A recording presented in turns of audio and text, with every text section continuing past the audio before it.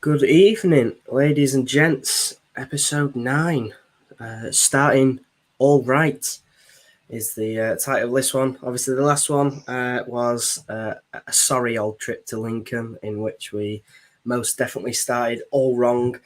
But Barnsley, what a day! For those of you who went, or for those of you who were lucky enough to go, I'm sure you all enjoyed it. I was sat at home watching on iFollow, miserably for most of it, I can't lie. Wishing I was there in the away end. But yeah, wow, what a performance and what a game it was. And surprisingly, actually, I saw something on Twitter. And that win at Barnsley puts Bolton at 1,900 wins in the Football League. That puts us 12th alongside West Brom. So, yeah, we've certainly staking our claim in the Football League. Lots of clubs will be keen to tell, lots of fans will be keen to tell us that isn't the case and that we are just as small as they are, but we've got the numbers to back it up. I suppose, as always, we'll start with your sort of initial reactions to the game. I can imagine this one will be slightly more happy than the game against Lincoln. I should also introduce Colin, who's our guest for today.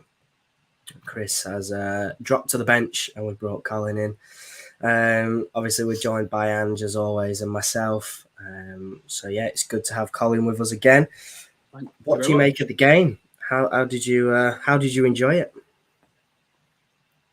Well, I think we started quite well. I think I want to try and, although obviously it was only I think it was 9-10 minutes into the game when the lad got sent off. Try and focus on that opening 10 minutes prior to him getting sent off, and I think we did start quite well, which is obviously positive in a sense that if the game would have, continued with 11v11, we would have probably been able to quite comfortably compete with them as a top 6 challenger, if you will.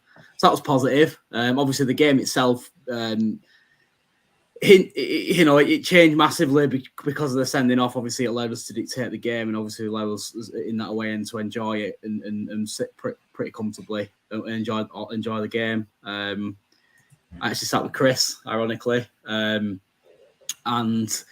he turned around at half time and said we could do with a boring Exeter second half. And obviously, I turned around and nodded to him in exactly that, because that's what I was kind of hoping for once we obviously took that 2-goal lead. It's always good to be able to manage a game out properly. And I thought Everett did very well with his substitutions, brought the right players on at the right time, managed the game properly, weathered that storm.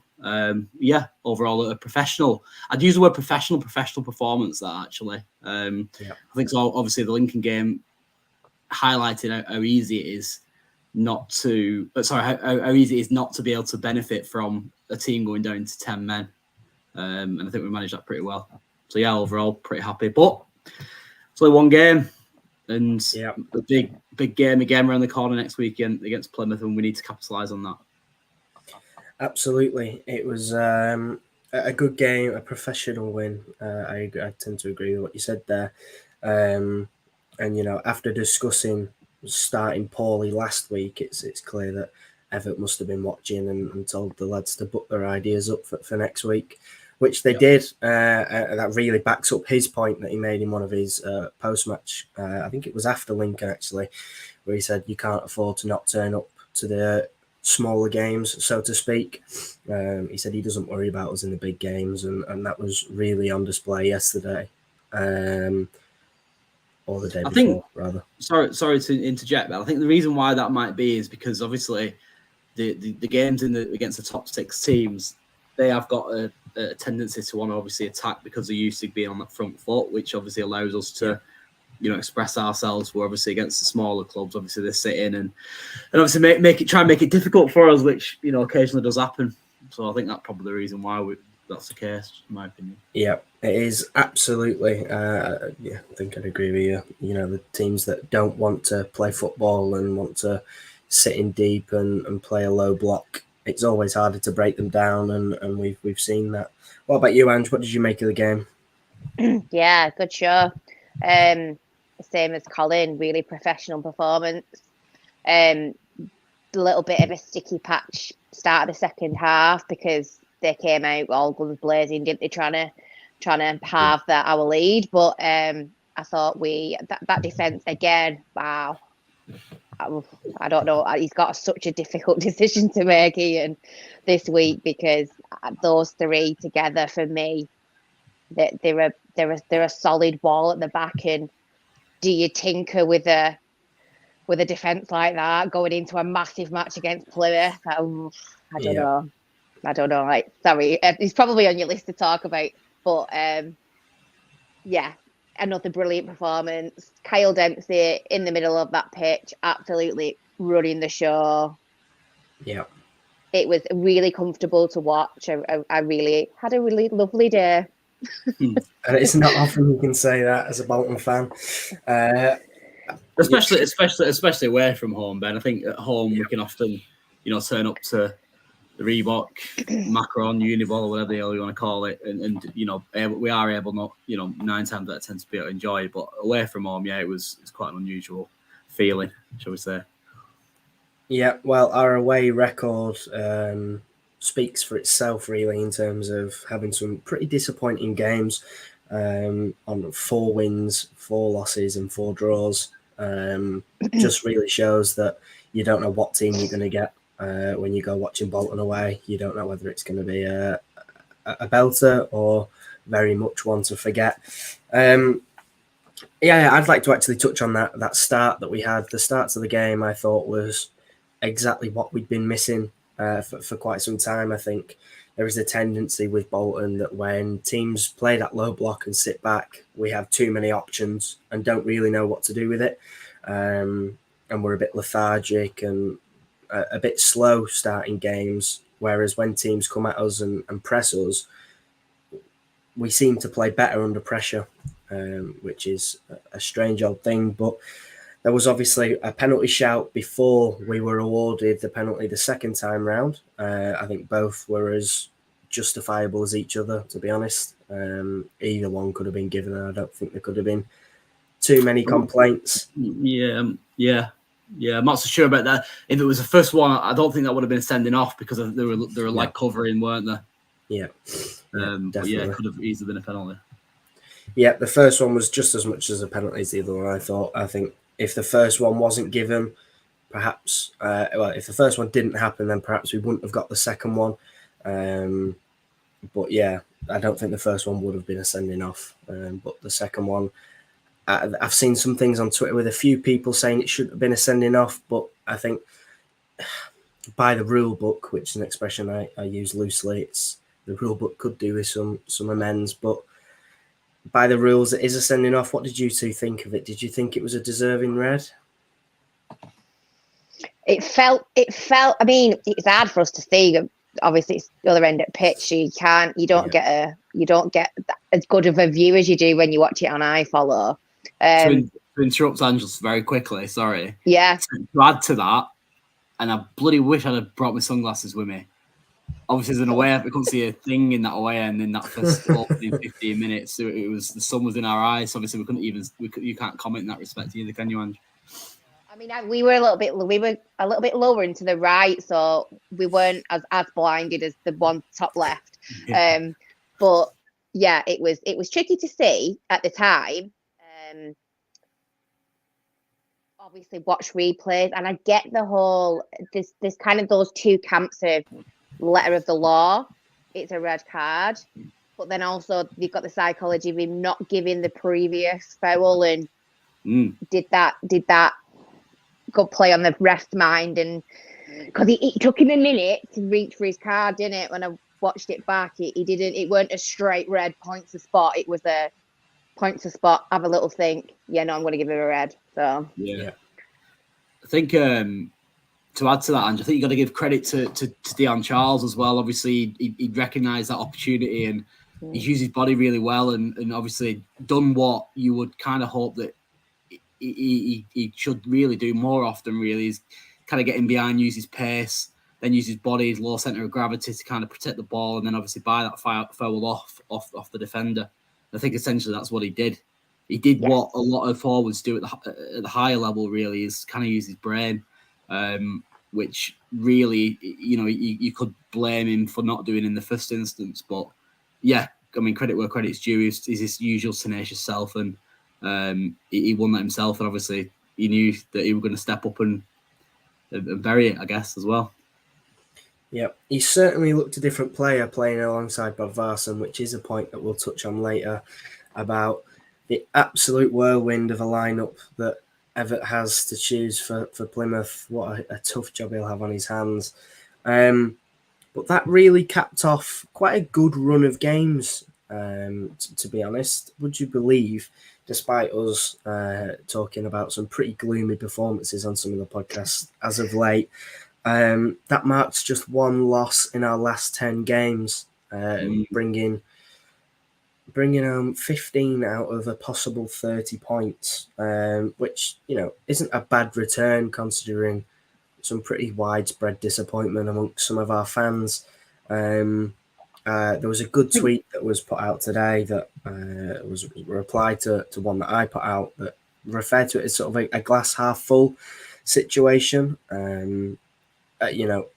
In the grand scheme of things, we are doing quite well and we are picking up points in games that perhaps we wouldn't have last season.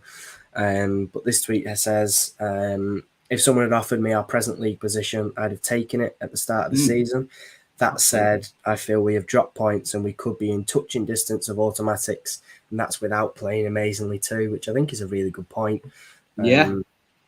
If you cut out those silly individual errors at the start of games and maybe give us a bit of a boost in front of goal, the automatics aren't that far out of reach, or wouldn't be if we'd I think played to our capabilities.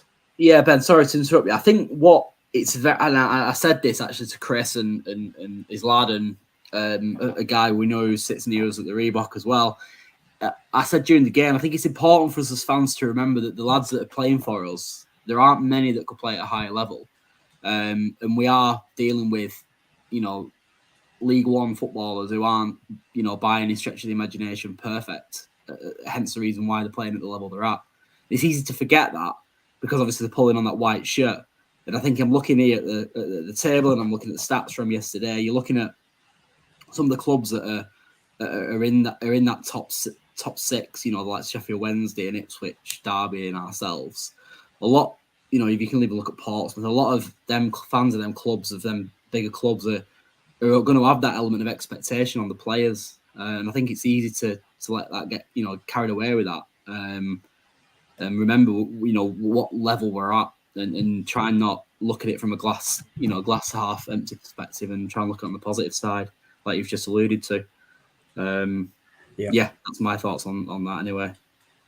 Absolutely. That guy who's tweeted that, by the way, it's a good point. That. Yeah, it is. It's from Dave BWFC 85.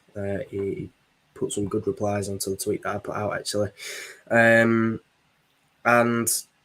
you look at the top three on 45, 46, and 47 goals, and compare that to the 30 that we've scored. We're quite a way away from that level. But if you look at the players that those teams are bringing in, the money that they're spending, it's a significant increase on what we have at our disposal. But defensively, there is no question about it. We are up there with one of the best in the league. We've conceded 6 less goals than Plymouth and 5 less than Ipswich. And it shows just really how capable this team are of achieving good things. That defensive record goes back to your point earlier about whether, or was it Andrew who said whether or not we should be changing that back three, that them 3 centre halves. So was that, and obviously we got a draw against Derby. We didn't concede yesterday, but they only had 10 men, and we obviously conceded one against Lincoln. And they're the 3 games. They're the 3 games. So they're 3 games without Rico, are they? Or is there one more? I believe. For me, personally, I think as well as Will Ernson's done, I know you shouldn't ever change your winning team, but Rico's our best defender by an absolute country mile. He saves us it saves in so many games, and I think that record is as good as it is because of him in the most part, if I'm being perfectly honest. Absolutely. The back three that we're playing with currently, it's worth mentioning, conceded just 1 goal in 4 games. Obviously, that's the goal against Lincoln, but playing against teams like Barnsley, Derby and Exeter, they aren't teams that are shy of finding the back of the net. So it will be certainly a headache for Everett this coming week, choosing who starts against Plymouth, whether he opts to bring Santos back into the starting lineup, most likely ahead of Aimson, and Jones, respectively, ahead of Toll.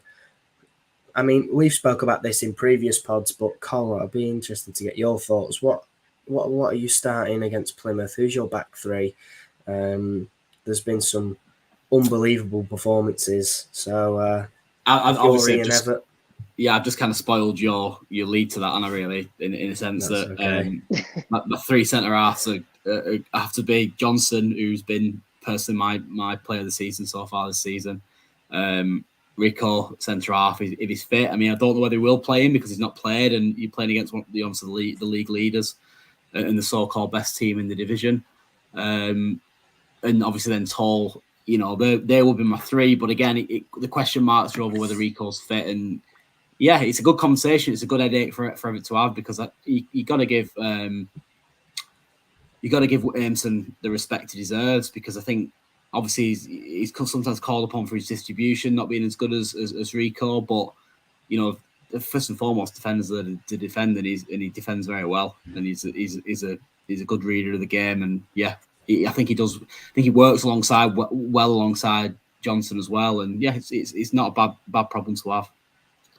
Have I answered your question? Have I answered your question there? I'm not quite sure I have, to be honest. Yeah, we'll go with it. It's a tough one to answer because it is a case of if Rico's fit, he could get into the team, but you can't discredit what Aimson has done over his last 4 games. When he was chucked into the squad, pretty unexpectedly, certainly chucked in against in the deep end, playing against Exeter with some pretty tough fixtures on their way. But he certainly lived up to that task. And what do you think? Just to put a spin on it, there was an article in the Bolton News from Owen Toll and the support that Aimson gives him, and he coaches him through the match, and he talks him through situations, and for me, that's something that is super important for a young player who's like carving his career in English football. I just don't know whether that's too important of a bond to break at this moment in time, because especially going into this match on Saturday, and for me, I think I would leave it as it is for Plymouth and possibly bring Rico back in for Portsmouth. My opinion, because it's such a massive match, and is Rico fully fit? I don't know. Yeah, I didn't really answer your question before, Ben, did I? Thinking about it. I'm just proper answered your question, though. I actually listened to the question this time, Ben. Yeah, we're used to flaky answers on this podcast. Mine's a very flaky answer. I need to go back on what I said. Yeah, you stick it. I agree with that. And stick it how it is. Don't change your winning team. You've conceded 1 goal in 4.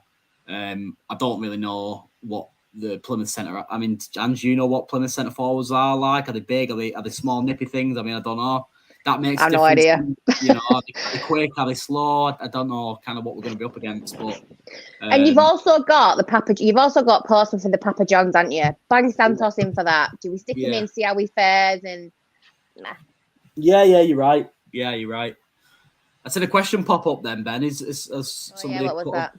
Or a point made? Yeah, so we had a comment that says Toll should stay in the 11, but Jones is going to find it difficult to return, which I would tend to agree with. Since coming in, Toll has been an absolute menace. He's been really, really impressive. And, by his own accord, that is in no small part to the fact that he's playing alongside Aimson, who is capable of coaching him through games. And giving him that support that he needs to kick on. And it is an interesting point of whether Santos will be able to provide that same level of mentoring, if that makes sense. I think there are often times where Santos could do with some mentoring from someone else, and so to put that responsibility on his shoulders, albeit as a club captain. I can't ever criticise Ricardo Santos, me, at all. No, I just can't. I don't see how he doesn't benefit our team. I don't see how he doesn't benefit any team in this division, to be honest with you. And I'm not saying that with white tinted glasses. I think he's an excellent centre half at this level, personally. He is indeed. Yeah, he absolutely is. He is, Colin. He absolutely is. But it's a team, isn't it? Oh, yeah. If somebody else brings out the best in another player, do you sacrifice that because of how amazing Santos is? And I will never slate that because I think he's an amazing player.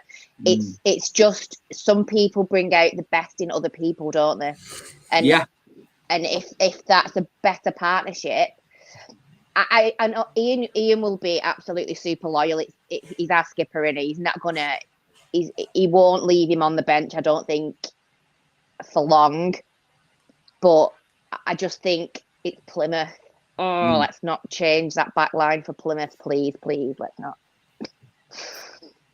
Yeah, it is a headache that I'm sure Everett will struggle with, but a good one, as Colin said, to have all the same.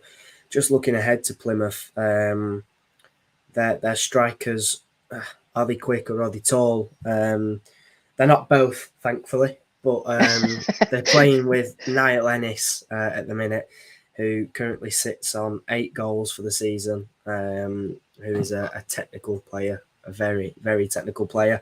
However, they also have Ryan Hardy, also on 8 goals, who is tall and strong and a big lad and knows where to put himself. So, depending on who they line up with, will depend on how our players fare. But, yeah, there's no matter who they play, it's going to be a tough game. And it might be too big of a step to bring Santos in and drop him in after coming back from a pretty nasty illness, it sounds like. So, who knows? But we'll have to wait and see. I'm sure whoever makes a step up into the team will do a good job, or at least we hope so. But it is some consolation that we're playing at home. Our home record is pretty good. 7 wins, 3 draws and 2 losses. That's no mean feat by any stretch of the imagination. The Uniball has been somewhat of a fortress for us this season, something we've not been able to say very often. There have often been occasions where teams would come to us and use the Uniball as a playground for them. But what do you think? What are your expectations heading into a tough old game at home? Colin, we'll start with you. What do you expect to happen? I in terms of expectations, I don't think that we should fear anybody at all, to be honest with you. I think if you look at, other than was it Oxford who we got beat off? Yeah, you might say that was probably the only deserved defeat of the season, or at the 2 games that we've lost. Sheffield Wednesday was just a ridiculous 5 minutes, and I think if Connor Bradley dinks that one over the keeper and makes it 1-0 early doors, I think that's probably a completely different game against Wednesday, to be honest with you. And yeah, I don't think we should fear anybody in this division at all. Absolutely not. So we need to go out there positive, no moans and groans from the fans, get behind them and turn them over. Simple as that. I think there's no reason why we can't. I think Dion and Bob Varson both scoring yesterday is obviously a good thing, because you got your centre forwards there who've just scored, and I think obviously Dion's in a bit of a rich form, so that's obviously helpful. I said before the game at the week yesterday that with the fact that Dapo isn't available might actually be a blessing in disguise, and obviously with them both bagging yesterday, it proven to be true. And let's just hope we can carry that on into Plymouth. It's only Plymouth at the end of the day. I'm sorry. They're obviously a good club. They've got a good following. They're playing well. But let's be honest, you've got to be confident going into games at home. And I mean, I didn't go to the Plymouth game away, unfortunately. I've got an 18-month-old, so I can't literally travel all over the country. I do my best, but I didn't see that one. But I know a lot of people who went and they said that we were the best side. And yeah, that needs to be continued on Saturday, and just go out and beat them, basically, and put the pressure on. Be positive. Well, if only if it was that simple. I'm sure we'd love to just go and beat them. But Plymouth come with their fair share of challenges, I'm sure. Every team does, though, Ben, don't they? In some respects, you look at every team we played on, they all come with their own challenges in a different way. There's 75% of the teams we play against at home sit in and do that low block and try and waste every second they can and all that malarkey. These lot won't. They'll come out and try and attack us, and I think that could be to our benefit, personally. I think so too. We do always seem to fare off better against the teams that want to play football. What about you, Ange? What are you feeling heading into Plymouth? Well, heading into Bolton. I mean, I'm already fidgeting. I've got sweaty palms. I'll wake up on Saturday and want to be sick. But like Colin said, you got to go into these matches thinking that you're the better team and you can win. Otherwise, why are you bothering? Mm-hmm. And also, like you both said, we play much better against footballing sides. We love to be attacked. We love to play football. These tin pot clubs. Oh, shouldn't have said that. That come and just sit at the Reebok and just want a 0-0. There's nothing more frustrating for me than if I have to follow a team to the other side of the country to watch them want to draw 0-0. Can I just add something to that, Ange? Of course. At 35, I was in my peak watching Big Sam away from home. We did that every single week. we rocked up at Highbury and Stamford Bridge and Anfield, and often wanted to try and sit in and get a 0-0. My point being is, if you're playing against the likes of Fleetwood and Cheltenham and Cambridge and the list of Morecambe, the list is endless. They deal with what they've got. So we did it in the Prem week in, week out, away from home. Not so much at home. I think we've tried to go toe-to-toe with everybody, but certainly away from home, we wanted to get draws where as possible. And I guess that's only what they're doing, isn't it, in a way? Yeah, absolutely. But that's not what I see coming this Saturday. I see a team who's top of the league and thinks they're unbeatable. They're invincible at the minute. So they're absolutely going to come and want to beat us at our sanctuary, and hopefully. I don't know. I mean, I'd be ecstatic with a draw if you asked me now. I'd take a point from that match, but there's no reason we can't win it. Correct, yeah. Spot on. I'm sure Stephen Schumacher will be telling the Plymouth group that they aren't unbeatable, and not to walk into a game completely blind to what the opposition can offer. Martin has put a comment on here saying, loving the show, Collie's spot on, positivity is the key. And I'm going to mirror that, what you've both said, and say, you can't afford to go into home games worrying, or that hint of doubt is what costs teams games. You have to respect the opposition. Obviously, you have to be aware of what they can cause, what problems they can cause, but you've got to go in, confident and expecting to play your best. You can't afford to be chucked out of your rhythm by anyone. And hopefully we can see that on Saturday with a strong competitive performance against a team that are, as Ange said, flying high. We mentioned before about Dion and Jon Daddy Bodvarsson. Dion took his goal tally to 8 in the league with another penalty, a goal against Barnsley. He really has found his feet again, it feels like. The way he started that Barnsley game, he flew at everyone. Well, yeah, I mean, we've said it for weeks that talent doesn't disappear overnight. I think that was one of Chris's phrases, but, there's a player in there. All he needed to do was find it and unlock that key. And wow, is he back and firing again. And that's another potential headache for Everett, thinking, who does he play up front? I think Dion's spot is more or less secured, but his counterpart who do you play? Dapo is obviously suspended for another 2 games now following his ban after violent conduct against Lincoln, which, after watching it back, was most definitely violent conduct. Certainly gave him a... Can I add something, Ben? I know you tried to blame the fact that you had a couple of beers on when you were on Twitter the other day. I'd had a couple of beers as well. I mean, I probably take my ale a bit better than you, to be fair, but given my age and all that, but it was as clear whether you've had 10 pints or 2 pints. That was an elbow, that, wasn't it? Yeah, it certainly was. I'm not quite sure what I was seeing when I first watched it, but Two arms. You were seeing 2 arms doing that, weren't you? Yeah. Yeah. It was an elbow. That's what you can say.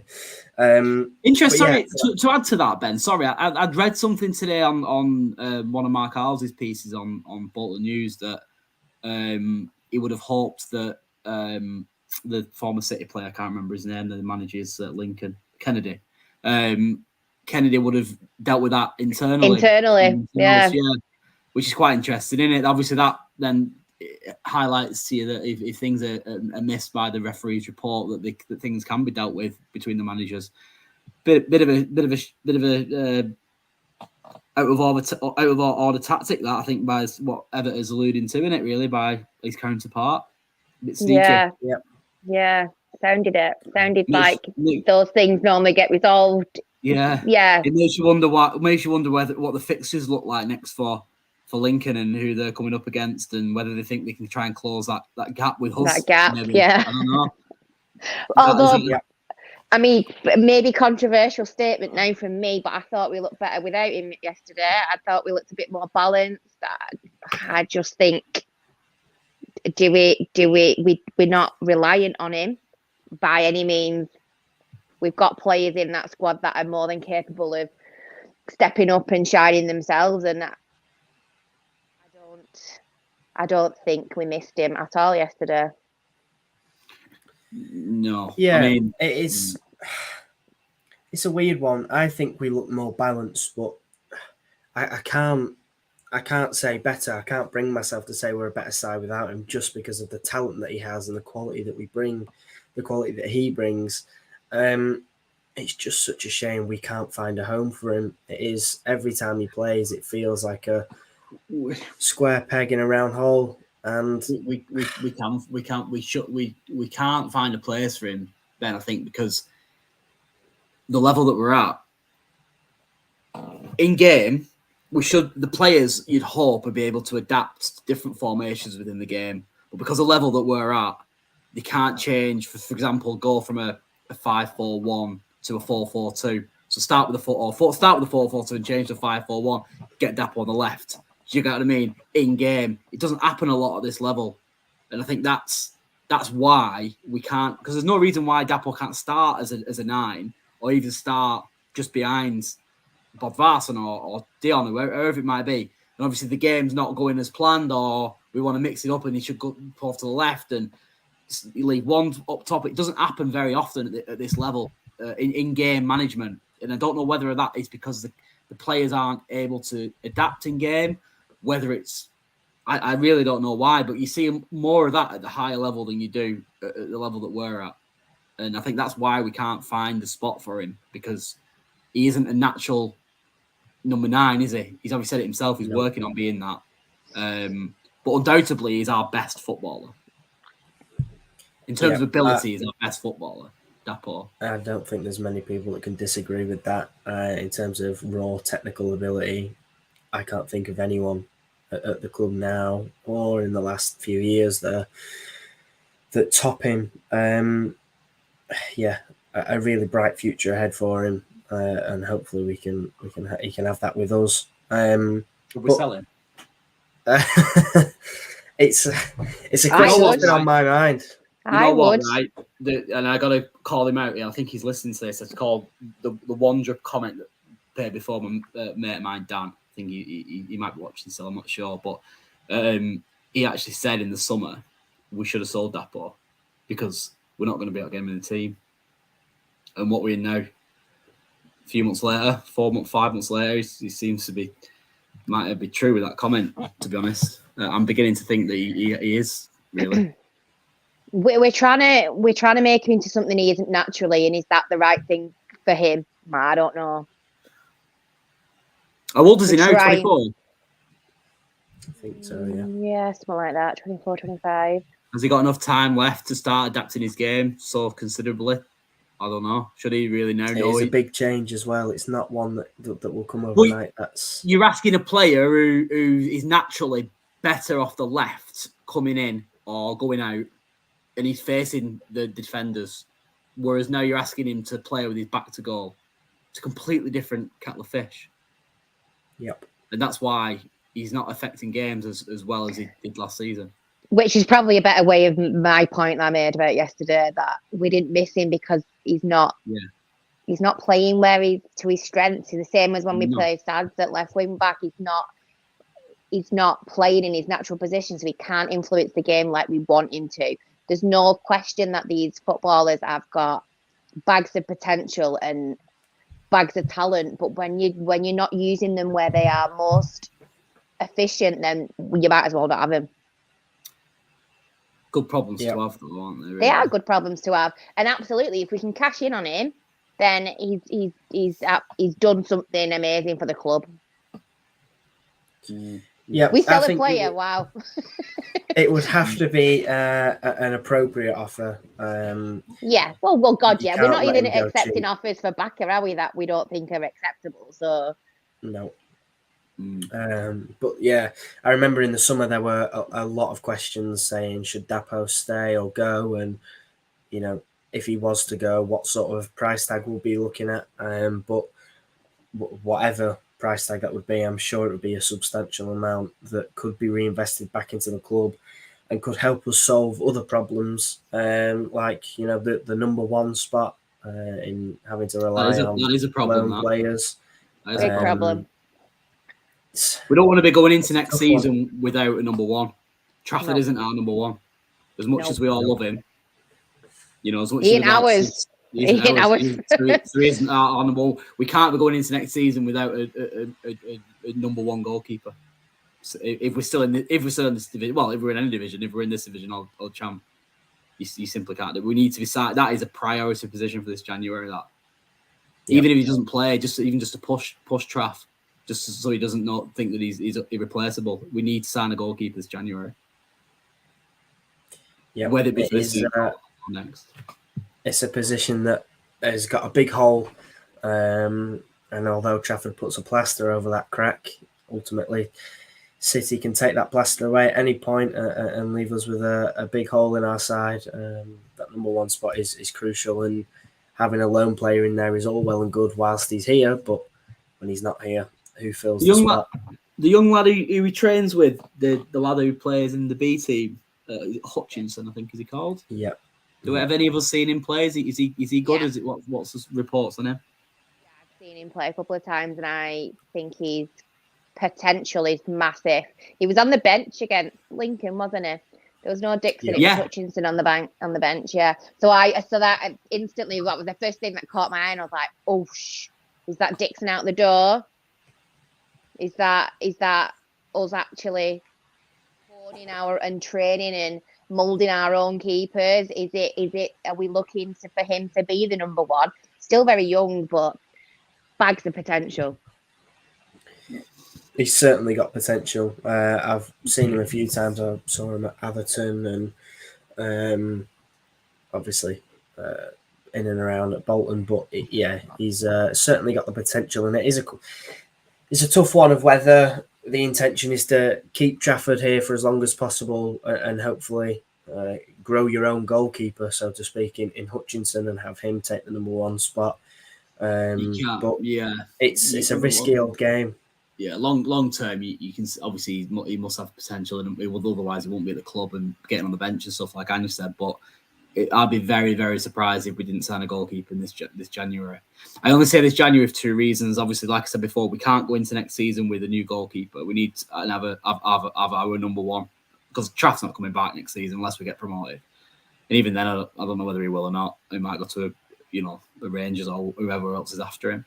And secondly, I think we just need to have that, even if it's just in and around, just pushing draft.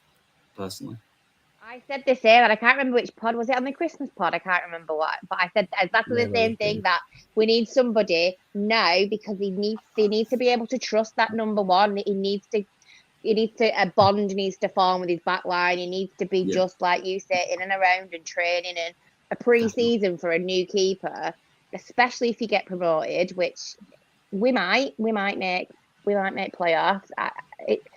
It's too important a position, isn't it, to just whack someone in there? Well, you saw what difference Traff made last season when he came in January, even as a young keeper. You know, it's the most important position on the pitch. No one else can do it. Well, certainly. That, but we've got a hidden goalkeeper somewhere in that squad because he keeps not picking goalkeepers on teams. So someone's a goalkeeper. We just don't know who it is. I'm going to guess it's probably not one of the small lads. I don't think it'll be like... Yeah, so this was... We think we all kind of not do a whittle down where we thought it was actually Santos because he had Hutchinson on the bench, he had Dixon on the bench prior, but Santos was on the bench and there was no keeper named yesterday. I can't see Rico getting down into the corners, mate, to be honest with you. I think he'd have a job, that's for certain. Yeah. It's it's an important spot, and we've seen ourselves the impact that poor keepers can have on your season. Not to can we not go there? I hope Joe Dixon leaves for his own sake, and I'm sick of seeing people giving him stick. At the end of the day, he's a League Two goalkeeper who did a job for us, who isn't good enough for where we're at now. To give him stick on that all the time is absolutely unnecessary. He's not a very good goalkeeper at the level we're at. Simple as that. But I hope for his own sake and his own career as well that he gets a good move to a good League Two club, personally. Because I think he's an all-right shot stopper. His distribution's not very good at times, and he lets himself down. But he's just not where we're at anymore. But he's our player at the end of the day, so I don't see why I often see people giving him the verbals all the time. It drives me mad, to be honest. I hate that. Give verbals to the opposition players, not our own. Agreed. Yeah, no, completely agree with that. There are, again, I won't name drop, but there are a few fans that do it week in, week out. But yeah, like you said, he is our player and will remain that until either he leaves by his own agreement or his contract comes to an end. But yeah, looking ahead to our next fixtures, obviously we spoke quite a lot about Plymouth, but 4 games to come in the space of 2 weeks. Thankfully, Who are they, Ben? Sorry. Coming up, we've got Plymouth, obviously, as our next one, and then we've got Portsmouth twice, so one in the Cup and one in the league. And I think it's Derby, the one after that. We're playing them again. But yeah, so we've got one EFL Trophy game with Portsmouth after Plymouth, and then we play Portsmouth again, and then we play Derby. Who are the next? Who's the fourth league game, excluding the pizza thing? Forest Green on the Tuesday, the 24th. Does that come before Derby or afterwards? That's the one after. Okay. So 4 pretty tough games, it has to be said. Portsmouth, thankfully, aren't flying too high, and is a team that we can pull a result against. But Plymouth and Derby, 2 teams that aren't, sitting at mediocre level. They're 2 teams that are well on their way. What's the date of the Derby game, Ben? The 21st of Jan. Towards the back end of the month, so you'd think that by that time they'll strengthen more in the Derby. You'd have thought. Yeah. Well, 2 weeks on Saturday. We would too. Absolutely. Yeah, I'm not saying I'm obviously just comparing against the opposition. Yeah. Yeah, well, Derby, I think, spent something like 7.5 million in the summer, so heaven only knows what they've got to spend in January, but I'm sure it'll be. Well, they can't, though, can they? They can't, though, can they? They can't go spending it excessively. Again, I think they're restricted to what they can spend because of their FFPs. They will be. Yeah. I think they're spending about 8 million in wages, though. Oh, they can still pay a wage, get people on freeze and stuff, can't they? They might be after that Connor Wickham, who's just been released by Forest Green. I'm sure he can demand a fair few quid now. He's scoring a few goals at this level again. So that type of player might be on the radar for him. Yeah, there are a few players that have proven themselves at League One level. Obviously, you mentioned Connor Wickham there from Forest Green, who's just been released. Not a bad player at all. Macaulay Bonne, coming to the end of his contract at QPR. Obviously, when he was at Ipswich, he made a name for himself. Couldn't quite cut it in the Championship. I think he's played 8 games or something and not managed to do much. But January is fast approaching, and with that has its own rumours for Bolton. Most recently, Tom Eaves potentially. I think that was ruled out by Rotherham's manager. But another lad, don't quite know how you say his name, but we'll give it a go. We'll just call him Dan, actually. That's what we'll call him. We'll just call him Dan. You chicken, Ben. A young lad from Southampton, currently on loan at Cheltenham, who supposedly has been given the offer to play for Bolton on loan and come back from Cheltenham. And I think when we played Cheltenham, he looked quite good. He looked lively, and with the potential of Baka leaving in January, should the appropriate offer come along, it leaves a space in the squad for another striker. Obviously, I don't think we'll be in a position to pick and choose who we sign, but our recruitment for the last few seasons have been very, very good. So if the staff see something in Dan that we don't, then I have every faith in them.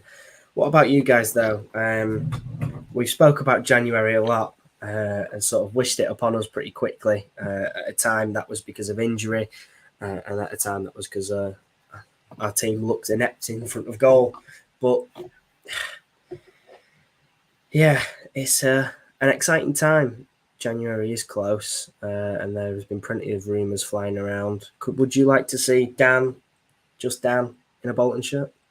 Desperate Dan. Yeah, why not?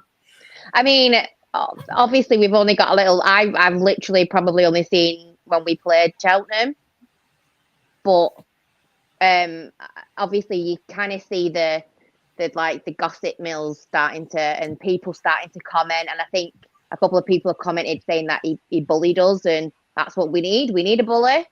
Why not? If it's a swap for Baka, then it can't be any worse, can it?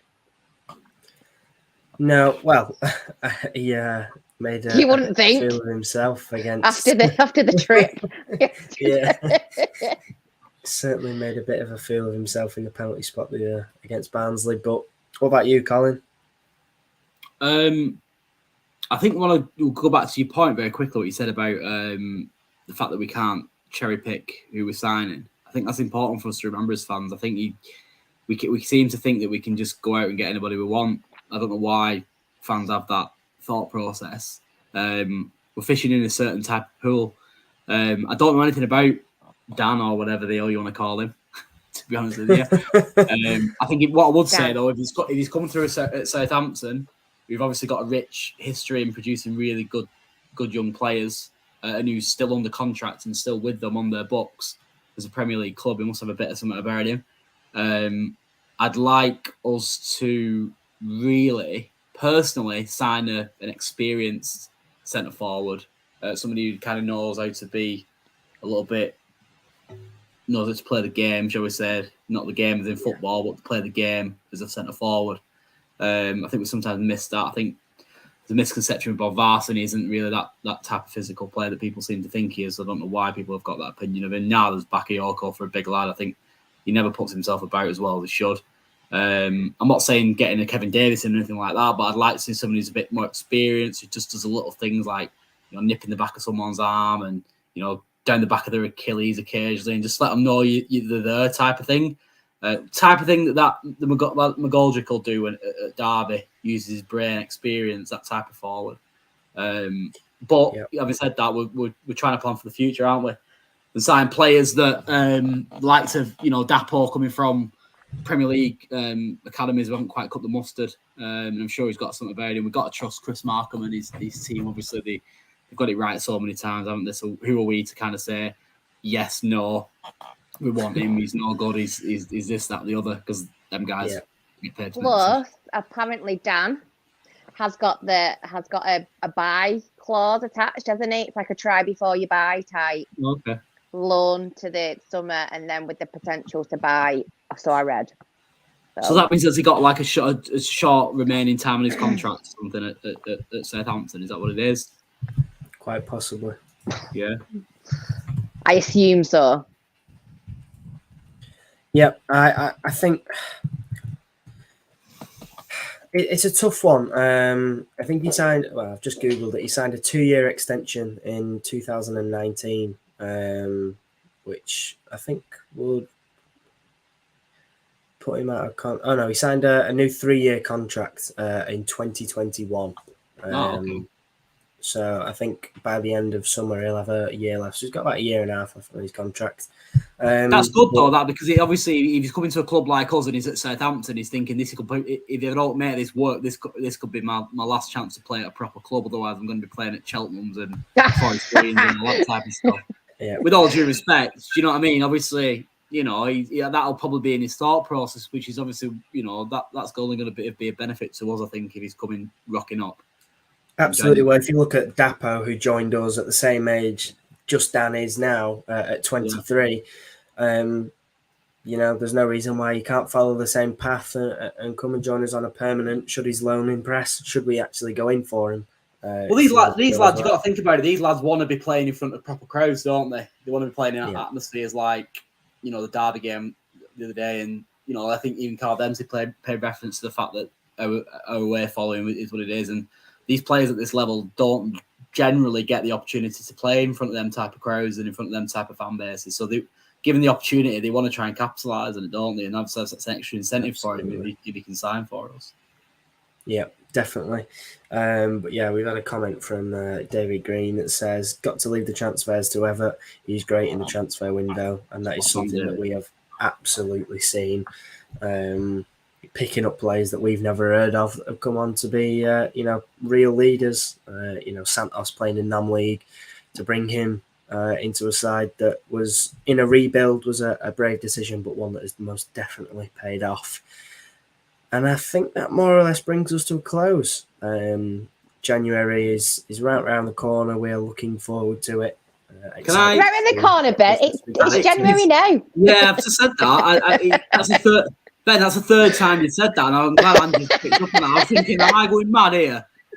It's like the 4th or something, isn't it? Yeah, I'm looking at my calendar then. I was thinking, am I going mad? I'm sure it's January. January is right here. We are in January. January is the present. It's time.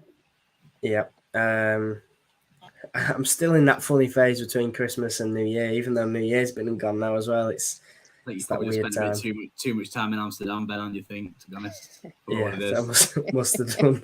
That's something to do with it. Yeah, I was back in work today, and safe to say it wasn't a pleasant experience waking up this morning. But, back in work without checking a calendar at any point throughout the day.